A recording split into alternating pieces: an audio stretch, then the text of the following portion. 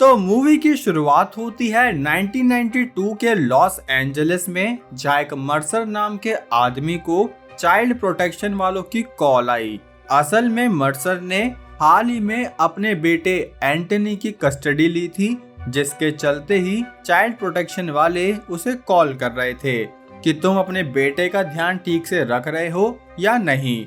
जो सुनकर मर्सर अपने बेटे को स्कूल के लिए उठाने गया, जिस बीच हमें एक आदमी रिगिन दिखा, जो कि अपने दोस्त कोपलैंड से बात कर रहा था कि अब तो हमें एक आखिरी चोरी करनी होगी ताकि हमारा लाइफस्टाइल ये चप्पल चोर से थोड़ा कोठी बंगले वाला हो सके। जिस बीच हम वापस मर्सर पर आए, जिस बीच मर्सर यहाँ पर एंटनी को ब्रेकफास्ट दे रहा था जो उसने नहीं खाया। साथ ही हमें रेडियो की न्यूज से पता चला कि एक ब्लैक मैन रॉडनी किंग को एक वाइट कॉप ने काफी मार मार के उसकी जान ले ली, जिसकी वजह से ही उस पर ट्रायल चला और आज उस केस का रिजल्ट आने वाला था। तभी मर्सर अपने बेटे से बात करने की कोशिश करने लगा, लेकिन एंटनी ने उससे कोई बात नहीं करी क्योंकि वो इस बात से गुस्सा था कि मर्सर इतने सालों तक क्यों गायब रहा। साथ ही उसने बचपन में भी एंटनी का कोई ध्यान नहीं रखा, लेकिन मर्सर ने उसकी कोई बात का जवाब ना देते हुए उससे सिर्फ ये कहा कि तुम स्कूल के बाद घर पर ही रहना, क्योंकि इस रॉडनी किंग के केस की वजह से शहर में कभी भी कुछ भी हो सकता है। वहीं दूसरी तरफ रिगिन अपने भाई डेनिस और अपने फादर को उस चोरी वाली जगह पर ले जाने लगा जहां पर ये लोग चोरी करने वाले थे। अब ये इतने चोरी वाली जगह पर पहुंचते हैं, इतने मर्सर को देख लेते हैं जो यहाँ ग्रोसरी स्टोर में शॉपिंग करने पहुंचा। तो तभी कुछ ब्लैक आदमी इस स्टोर के कैशियर से बदतमीजी कर रहे थे। जिस बीच मर्सर ने उन्हें रोका तो तभी इनमें से एक ने मर्सर पर अपनी बंदूक तान दी, जो देखकर यहाँ इनका सीनियर आया जिसने इन्हें रोक दिया कि तुम्हें नहीं पता मर्सर का हमारी कम्युनिटी में कितना बड़ा योगदान है। जो कहकर उस सीनियर ने मर्सर से पर्सनली सॉरी भी मांगी। साथ ही उसने पूछा कि तुम जेल से कब बाहर आए, जिससे हमें ये पता चला कि मर्सर अपनी फैमिली के पास इसलिए नहीं था क्योंकि वो जेल में था। खैर, तो तब मर्सर ने बताया कि मैं 6 महीने पहले ही बाहर निकला हूँ और अभी मैं काफी लो प्रोफाइल मेंटेन कर रहा हूँ। ठीक है भाई, आप करो लो प्रोफाइल, हम चलते हैं हाई प्रोफाइल वाले बंदों पर, यानी कि रिगिन, जो कि अपने फादर को एक फैक्ट्री के पास लेकर आया कि इस फैक्ट्री के अंदर एक सेफ है जिसके अंदर 10 मिलियन वर्थ के प्लैटिनम है। साथ ही ये सेफ सॉलिड मटेरियल से बनी हुई है जिसमें एक अलार्म भी है, जो अगर बज गया तो तभी यहाँ एक मेटल का केज नीचे की तरफ आ जाएगा, यानी कि वो मेटल का केज उस सेफ को चारों तरफ से ढक देगा।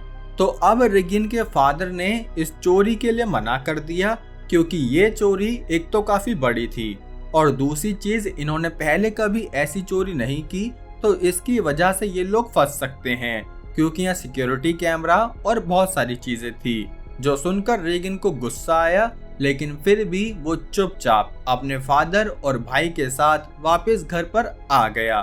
और एक अलग ही बात बताऊं कि इस प्लैटिनम फैक्ट्री में खुद मर्सर भी काम करता है, जो जब अपना कार्ड और चाबी लेने लगा तो तभी उसकी यहाँ के सिक्योरिटी हेड जोसेफ से बात होने लगी, जो रॉडनी किंग के केस को डिस्कस कर रहा था। तो तभी मर्सर बोला कि अगर आज कुछ भी उल्टा सीधा डिसीजन आया तो इस शहर में कुछ भी हो सकता है, यानी समझ रहे हो ना भाई, फुल दंगा वंगा। खैर, तो अब कुछ देर बाद रॉडनी किंग के केस के ऊपर फैसला आया, जिससे ये पता चला कि वो पुलिस वाले बेगुनाह हैं। जो सुनते ही ब्लैक कम्युनिटी में आक्रोश आ गया और उन्होंने वायलेंट प्रोटेस्ट शुरू कर दिए, जो कि धीरे धीरे काफी बढ़ रहे थे। साथ ही जब एंटनी ने देखा कि बाहर काफी मजेदार दंगे चल रहे हैं, तो वो भी घर से बाहर निकल गया। तब ये न्यूज रिगिन ने भी टीवी पर देखी, तो उसे ये चोरी का सबसे बढ़िया मौका लगा क्योंकि पुलिस इस वक्त इस प्रोटेस्ट में लगी होगी और ये लोग आराम से चोरी कर पाएंगे। इससे तब उसने अपने फादर को कॉल किया, तो उसका फादर भी इस चोरी के लिए मान गया। वहीं दूसरी तरफ मर्सर और उसके सारी फैक्ट्री वर्कर्स को आज के लिए रेस्ट दे दिया गया ताकि वो लोग अपने घर में सेफ रहे। और हाँ, इस बात की न्यूज रिगिन तक भी पहुंच गई कि फैक्ट्री में कोई नहीं होगा, तो तभी उसने डेनिस को उठाया ताकि ये लोग अपनी चोरी शुरू कर सके। और हाँ, मूवी के स्टार्ट वाले दोस्त कोपलैंड को भी उसने उठा लिया, जिसकी बीवी अभी प्रेग्नेंट थी। तब इन्होंने उसकी बीवी को घर में ही छोड़ा और ये लोग चोरी के लिए निकल गए। लेकिन इन्हें ये नहीं पता था कि फैक्ट्री में मर्सर अभी भी है, जिसने जोसेफ से पूछा कि क्या मैं एंटनी को इस फैक्ट्री में ला सकता हूँ, क्योंकि इनका घर ब्लैक कम्युनिटी के एकदम बीचों बीच था, तो वहाँ उसका रहना सेफ नहीं था। जिस बात के लिए जोसेफ ने हाँ कह दी, तो तभी मर्सर अपने बेटे को लेने यहाँ से निकल गया। जिस बीच रिगिन ने अपने फादर को पिकअप किया तो उसे गुस्सा आया, क्योंकि उसके फादर ने 2 गुंडों को हायर किया था ताकि वो इन्हें प्रोटेक्ट कर सके। जिस बीच मर्सर जब इस दंगों के बीच में अपने बेटे को लेने पहुंचा तो उसे पता चला कि उसका घर तो खाली है, जो देखकर वो जल्दी से अपने बेटे को ढूंढने निकल गया। वहीं दूसरी तरफ डेनिस अपने सारे आदमियों को लेकर यहाँ फैक्ट्री पर आया। जिस बीच जोसेफ को जब बोर होने लगा तो वो इधर उधर फैक्ट्री में घूमने निकल गया, जो देखकर रिगिन ने सबसे पहले बाहर वाले सिक्योरिटी गार्ड को मारा। जिसके बाद ये लोग अपनी वैन को फैक्ट्री के अंदर ले आए, जहाँ इन्होंने देखा कि पूरी फैक्ट्री एकदम खाली है। तब इन्हें लगा कि यहाँ कोई भी नहीं है, लेकिन तभी इनका सामना जोसेफ से हुआ, जो वेंडिंग मशीन में कुछ कर रहा था। तो तभी रिगिन ने उसे काफी प्यार से कहा कि तुम हमारे रास्ते से हट जाओ, लेकिन जोसेफ कुछ कह पाता कि इस बीच इनके फादर के गुंडों ने जोसेफ को दूसरी तरीके से अपने रास्ते से हटा लिया, जो देखकर इनकी आपस में ही झड़प हो गई कि आखिर तुम लोग ऐसा कैसा कर सकते हो। तब इनके फादर को कोई नाम दे देते हैं, बार बार इनके फादर अजीब सा है। चलो, इनके फादर का नाम है टोनी, ठीक है, टोनी है। तो अब टोनी ने इनकी फाइट रुकवा दी, जिसके बाद इन्होंने ये फोन लाइन को कट किया। साथ ही इन्होंने सारे सर्विलेंस बंद कर दिए ताकि इन पर कोई भी नजर ना रख सके। जिसके बाद ये लोग यहाँ सेफ को तोड़ने के लिए आ गए। अब ये इतने सेफ में उंगल पेच करते हैं, तो हम चलते हैं मर्सर के पास, जिसने जैसे तैसे इस दंगों के बीच अपने बेटे को पकड़ लिया और तभी उसे कॉलर से पकड़कर गाड़ी में डाला कि बेटे बदमाशी नहीं, जो कहकर वो एंटनी को वापस फैक्ट्री में ही लाने लगा। और यहाँ फैक्ट्री में तो भाई साहब ये लोग उस सेफ के अंदर ड्रिल कर रहे थे।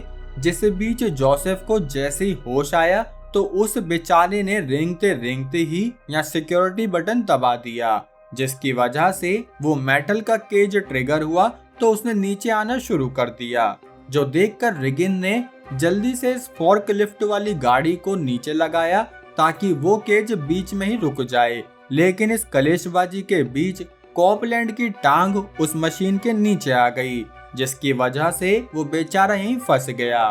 तब रिगिन वापस से गाड़ी को पीछे लेता कि तभी इनके फादर टोनी ने रोक दिया कि अगर तुमने गाड़ी पीछे ली तो वो केज नीचे आ जाएगा, जिसकी वजह से हमारी चोरी नहीं हो पाएगी, इसलिए अभी गाड़ी को ऐसे ही रहने दो। वाह भाई, मतलब कोपलैंड की टांग फंसी है तो फंसी ही रहने दो, वाह। खैर, तो अब इनके गुंडों ने भी वो चाबी रिगिन से छीन ली ताकि वो इस गाड़ी को पीछे ना कर पाए। जिस बीच ही एक एयर पेट्रोल हेलीकॉप्टर इस फैक्ट्री के पास ही आने लगा, क्योंकि वो अलार्म बज चुका था।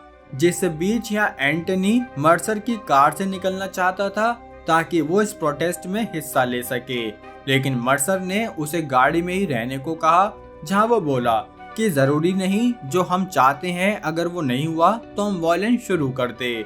जो कहकर वो एंटनी को काफी कुछ समझाने लगा कि देखो इन लोगों को, ये लोग खुद अपना शहर जला रहे हैं, जो कि पुलिस भी चाहती है कि ये लोग अपना शहर जलाए और वाइट लोगों के लिए बुरे बन जाए। खैर, वहीं दूसरी तरफ एक गुंडे ने अलार्म बंद करके जोसेफ का भी मुंह हमेशा के लिए बंद कर दिया ताकि वो दोबारा कोई अलार्म ना चला सके। जिस बीच मर्सर और एंटनी जब एक रफ स्पॉट पर आए तो तभी यहाँ पर कुछ ब्लैक मैन एक वाइट कपल को परेशान कर रहे थे, जो देखकर मर्सर कार से बाहर निकला और उसने उन ब्लैक मैन्स को पीट दिया कि तुम लोग इन वाइट कपल को परेशान मत करो। जो कहकर वो तेजी में फैक्ट्री के लिए निकला, जहाँ ये रॉबर्ट्स अपने सारे जुगाड़ पानी लगाकर इस सेफ को उड़ाना चाहते थे। लेकिन तभी ये लोग रुक गए क्योंकि यहाँ ऊपर चॉपर आ चुका था। लेकिन जब इन हेलीकॉप्टर्स में बैठे ऑफिसर्स को सब कुछ शांत लगा तो ये लोग निकल लिए। वाह भाई, तुम पेट्रोलिंग के लिए आए थे और हवा में ही देखकर निकल लिए, वेरी गुड। इससे बढ़िया तो मर्सर ही है भाई, जो अपने बेटे को लेकर फैक्ट्री में आ रहा था।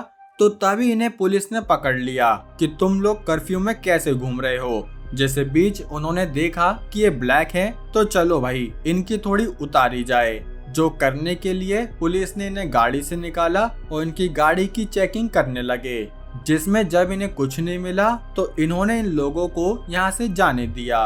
वहीं दूसरी तरफ इन रॉबर्ट्स ने अपने सारे साम दाम दंड भेद लगाकर इस सेफ को उड़ा दिया और भाई साहब ये बन गए मिलियनर। खैर तो रिगिन यहाँ वैन को प्रिपेयर करने गया और उसी बीच डेनिस वॉशरूम में चला गया ताकि वो अपने हाथ से कॉपलैंड का ब्लड छुड़ा सके।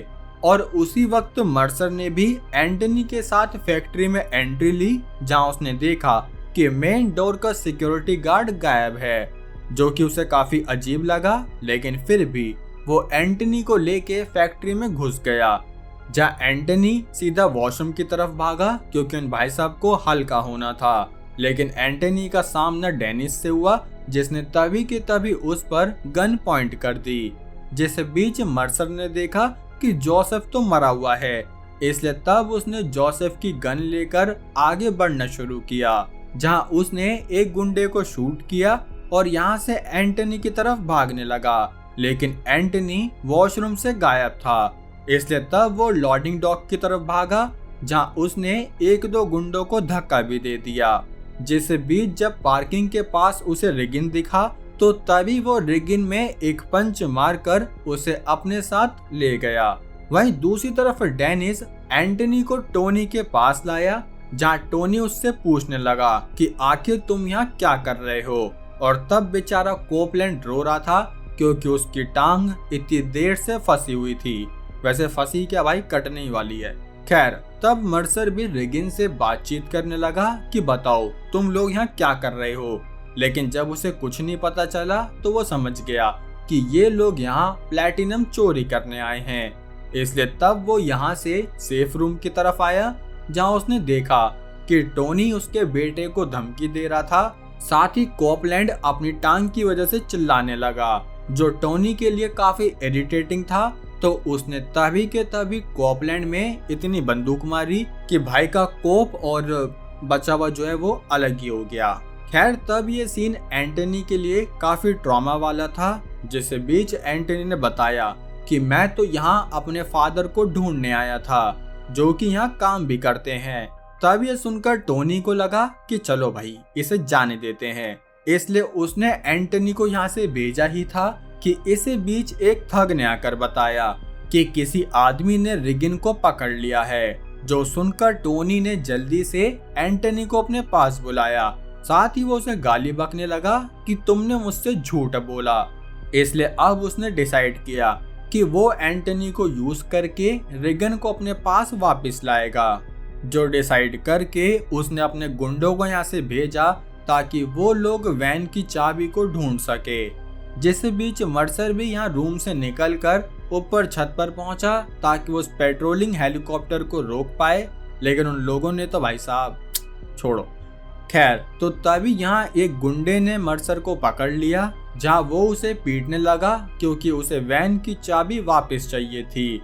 लेकिन तभी मर्सर ने उससे फाइट बैक करते हुए उस पर जोसेफ से ली हुई गन से शूट किया, जिसकी वजह से वो गुंडा सीधे नीचे आकर गिरा।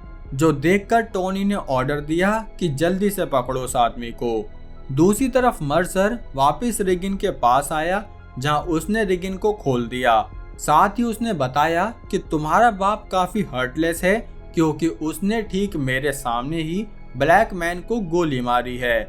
जो सुनकर रिगिन समझ गया कि कोपलैंड मर गया और कोपलैंड उसका बेस्ट फ्रेंड था, जिसकी वजह से उसे अपने फादर पर ही गुस्सा आ गया। तभी टोनी और उसके आदमी यहाँ एसिड डालने लगे ताकि वो इस रूम को उड़ा सके और यहाँ से प्लेटिनम के बिस्किट ले जा सके।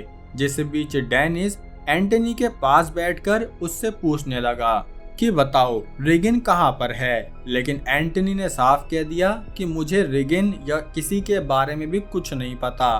तब टोनी ने इस माइक के थ्रू मर्सर से डील करी कि तुम हमें रिगिन दे दो और अपना बेटा वापस ले लो।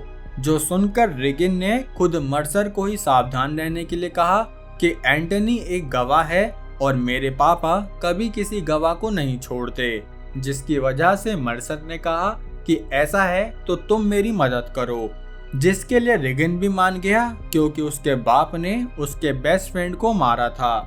जो डिसाइड करके सीन यहाँ लोडिंग डॉक पर आया, जहाँ डेनिस यहाँ वैन में प्लेटिनम लोड कर रहा था और टोनी वैन को बिना चाबी के स्टार्ट करने की कोशिश कर रहा था। जिस बीच उसने एंटनी को शूट करने का फैसला किया, लेकिन तभी यहाँ मर्सर आ गया, जिसने अचानक से रिगिन को वैन की तरफ फेंक कर इन सब पर फायरिंग शुरू कर दी।